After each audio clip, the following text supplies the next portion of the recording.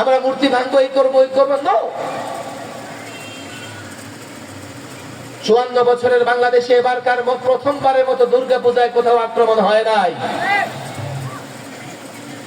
তাহলে বোঝা গেল যারা ইসলামী চিন্তা চেতনা লালন করে ওরা অমুসলিমদের পূজা উপাসনালয়ে আঘাত করে না, আক্রমণ করে না। কিন্তু এর মানে এই নয় যে আমি গিয়া তার পূজা অংশগ্রহণ করব। লজ্জা হয় না? তারা কবে তোমার ঈদগাহে এসছে, তোমার সঙ্গে জুমা আদায় করেছে, তোমার সঙ্গে গরু জবাই করেছে? ইসলাম সহনশীল, প্রত্যেকে তার নিজ ধর্ম পালন করবে। এর মানে এই নয় তুমি উদারতা দেখাইতে গিয়ে তার ধর্ম পালন করবে। জেনে বুঝে করলে ঈমান থাকবে না, বেঈমান হয়ে যাবে। এখন এর সঙ্গে নেতার সঙ্গে কর্মীরাও যোগ দেয়। আরে পোড়া কপাল যুবক, তুমি যে তার অনুসরণ করবা, দেখো না এই বিষয়ে তার জ্ঞান আছে কিনা। জ্ঞান না থাকলে অনুসরণ করে কি জাহান্নামে ঝাঁপ দিবা? কোন সুনির্দিষ্ট দল ব্যক্তিকে বলতে চাই না, আমি আমার কথাটা আগে বলি। আমার অনুসরণ করতে চাও, জুব্বা লাগাইলাম, পাগড়ি লাগাইলাম, আমার পিছনে দৌড়াইও না। বলে হুজুর আমি জানবো কেমনে আপনার ভিতরে এলেম বা হেদায়েতের উপর আছে কিনা? তুমি কি ডাক্তার দেখে বুঝো কোন ডাক্তার বড় কোন ডাক্তার ছোট? বুঝো না। কালো পোশাক পরে আইনজীবী দেখি, আমরা কি বুঝি কোন আইনজীবী বড় কোনটা ছোট? ইঞ্জিনিয়ার সাহেব আসছে, আমরা বুঝি না কোনটা ছোট কোনটা বড়।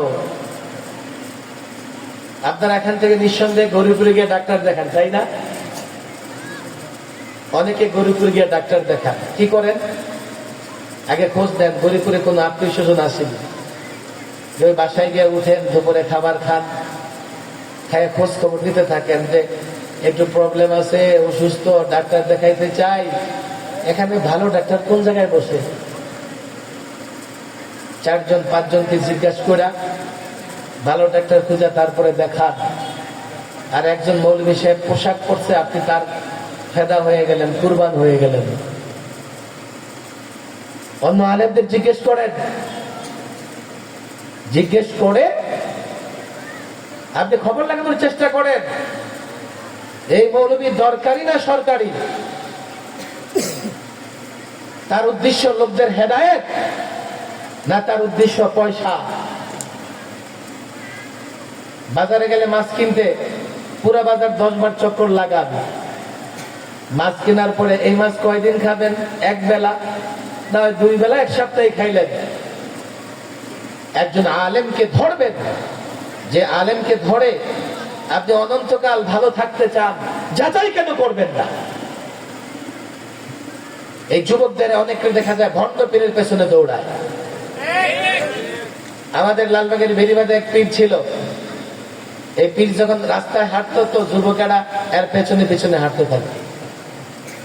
মুফতি আমিন রহিমুল্লাহ বলতেন, এই যুবক শরম লাগে না? এই ন্যাংটা পীরের পেছনে হাঁটতো, জন্মদিনের পোশাক পরে পীর হাঁটতো। হুজুর জানেন না এই পীরের ভেতরে অনেক কিছু আছে। হুজুর বলতেন যা আছে সব তো দেখাই যায়। রং নাম্বারে বেশি ফোন করে যুবকেরা। কেন? ওই রং নাম্বারের জায়গাগুলোতে নানা রকমের আড্ডা থাকে। থাকে কি থাকে না? হাজার হাজার মাজার আছে যেখানে গেলে গাঞ্জা পাওয়া যায়, আর মাহফিলে আসছে বসার জায়গাও নাই। তোমার মন চাইলে তুমি যাও, আমি তোমার ঠেকাইতে পারবো না। কিন্তু চিন্তা করো, যার পেছনে ঘুরতেছো সে তো তোমার দুনিয়া আখিরাত বরবাদ করে দেবে। তাহলে নেতৃত্ব মানবো, অনুসরণ করব কয়টা গুণ থাকলে? বলেন, আঙুল উঠান। কয়টা? আরো জোরে কয়টা? বলেন কয়টা? এলেম থাকতে হবে কি থাকতে হবে না? বলেন থাকতে হবে কি হবে না? 2, হেদায়েতের উপরে এলেম অনুযায়ী চলতে হবে। কথা ঠিক না ঠিক? আপনাদের আরেকটা এক্সাম্পল দিই। মনে করেন গাড়িতে উঠছেন, ড্রাইভারকে বলেন ভাই আমার